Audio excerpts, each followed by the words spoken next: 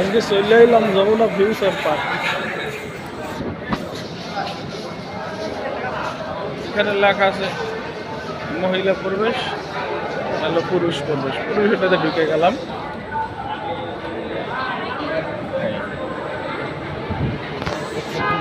এরপরে আবার bag check করবো। আমার ব্যাগ চলে আসছে।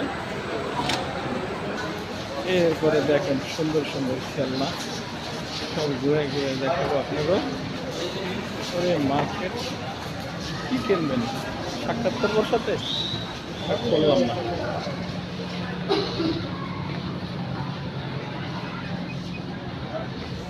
যদিও আবার ওরে জুতা, ছোটো ছোটো জুতা আছে, কসমেটিক্স আছে।